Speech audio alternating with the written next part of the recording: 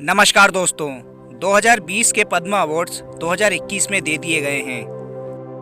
अधिकतम जगहों पर भारत सरकार का पद्मश्री लोगों के लिए चयन काबिले तारीफ रहा, लेकिन कुछ जगहों पर भारत सरकार ने पता नहीं क्या सोचकर ऐसे लोगों को भी पद्मश्री दे डाले जो एक्चुअली डिजर्व नहीं करते थे। इस बात की देश भर में घोर निंदा भी हो रही है। तो नमस्कार दोस्तों, मेरा नाम है अनिल कुमार जाटव और आप लोग जुड़ चुके हैं इन्फॉर्मेटिव एवरीथिंग के साथ। आज की इस वीडियो में मुख्यतः हम बात करेंगे पद्मश्री मिलने वाले लोगों के बारे में, किनको ये मिलना बिल्कुल सही रहा और किनको ये मिलना सरासर गलत रहा। तो जुड़े रहिए मेरे साथ अंत तक। तो चलिए थोड़ा बेसिक से शुरू करते हैं। पद्मा अवार्ड्स भी भारत रत्न की तरह सिविलियंस अवार्ड्स हैं, लेकिन भारत रत्न की बात थोड़ी सी अलग है।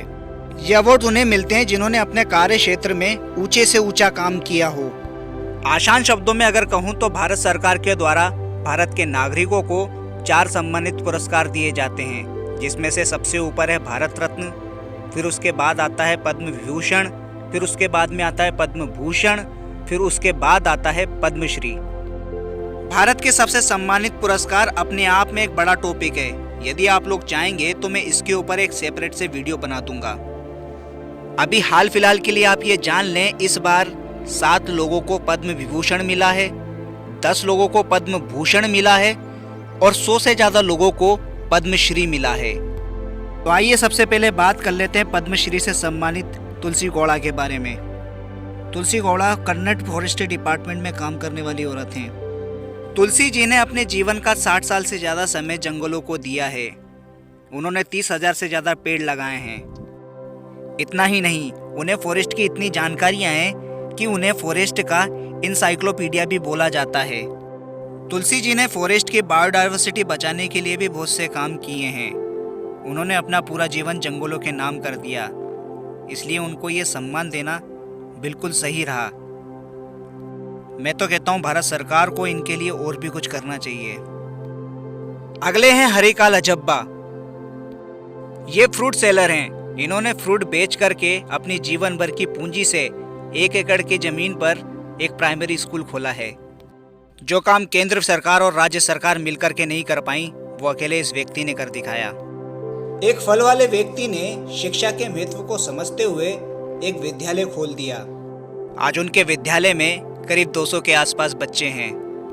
तो इनको भी पद्मश्री से सम्मानित करना एकदम सही रहा। अगले हैं मोहम्मद शरीफ, जिन्हें शरीफ चाचा के नाम से जाना जाता है। 1992 में जब बाबरी मस्जिद गिराई गई थी, तब इन्होंने अपने बेटे को खो दिया। काफ़ी दिनों तक इनका बेटा लापता रहा और बाद में पता चलता है कि इनके बेटे की हत्या कर दी गई है। और जब लाश मिली तो सड़क के कुत्तों ने उसे आधे से ज़्यादा खा लिया था। आगे इस वीडियो को देखिए। कि वो संस्कार कराते हैं और जो मुसलमान है उसको ले जाके वहाँ दफनाते हैं। मेरा बच्चा जब से गया है, जब से मुझे शांति नहीं ना, मैं खाना पीना नहीं समझता। सबसे बड़ी इबादत मैं ये समझता हूँ, सब धर्म एक है, खून सबका एक है। शरीफ चाचा जब भी किसी लावारिस शव को पड़ा हुआ देखते हैं तो वो उनका अंतिम संस्कार कर देते हैं। अगर वो हिंदू होता है तो उसको जला देते हैं, अगर वो मुस्लिम होता है तो उसको दफना देते हैं।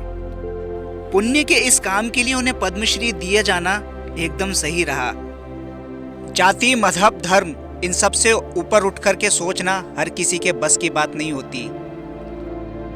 अब जरा इसे देखिए, यह है करण जौहर। इसको भी पद्मश्री दे दिया।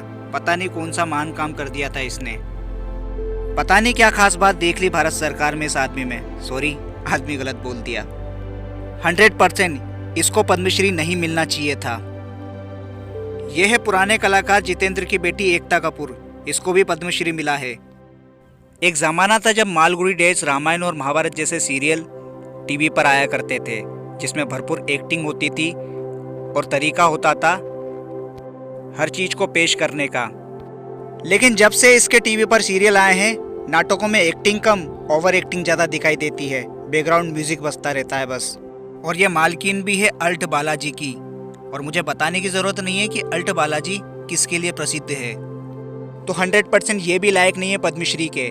इसके ऊपर तो मुकदमा चलना चाहिए देश में अश्लीलता फैलाने के लिए। यह है कंगना रणावत। इसको भी भारत सरकार ने पद्मश्री दे दिया है। और भी हैं कलाकार हमारी फिल्म इंडस्ट्री में जो इस सम्मान के लायक हैं, लेकिन उन्हें कुछ नहीं मिलता। एक्टिंग में तो कोई इसने चमत्कार किया नहीं है। हाँ, कुछ और बातें हैं इसकी, जैसे कि ट्विटर ने इसका अकाउंट बैन कर दिया था। उल्टी सीधी बातें बोलती रहती है ये सोशल मीडिया पर। इसने हमारे फ्रीडम फाइटर के खिलाफ भी बहुत सारी बातें बोली हैं। इसने बोला है सही मायने में हमें आज़ादी 2014 में मिली है, तो 1947 की आज़ादी क्या है फिर। इसके अलावा इसने जातिवाद को भी बढ़ावा दिया है और भारत के शहरों को पीओके से कंपेयर किया है। मुझे तो ये 100% राजनीति लगती है, वरना ये पद्मश्री के लायक तो बिल्कुल भी नहीं है। कंगना रणावत, एकता कपूर और करण जौहर को पद्मश्री मिलना ये पद्मश्री के लिए तौहीन के बराबर है। इनको ये सम्मान नहीं दिया जाना चाहिए। इसके अलावा अगर मैं दूसरे शब्दों में बात करूं तो काम तो सोनू सूद ने भी अच्छे किए थे, लेकिन इसको कुछ भी नहीं दिया गया। इसके ऊपर आरोप लगाया गया है कि इसने सरकार का टैक्स खाया है, टैक्स बचाया है। जो भी हो, अगर ये बात सही भी है तो इसने मदद की है गरीबों की। इसने गरीबों को, लाचारों को अपने घरों तक पहुंचाया है, वो भी कड़े लॉकडाउन में। जो काम बड़ी बड़ी सरकारें नहीं कर पाई, केंद्र की सरकार ने भी नहीं किया और राज्य की सरकारों ने भी नहीं किया, वो काम इसने किया। तो दोस्तों, मैंने अपनी वीडियो के माध्यम से सही और गलत के बारे में जानकारियाँ दी हैं। आपको अगर मेरी ये वीडियो पसंद आई हो तो मुझे सपोर्ट करिए। धन्यवाद।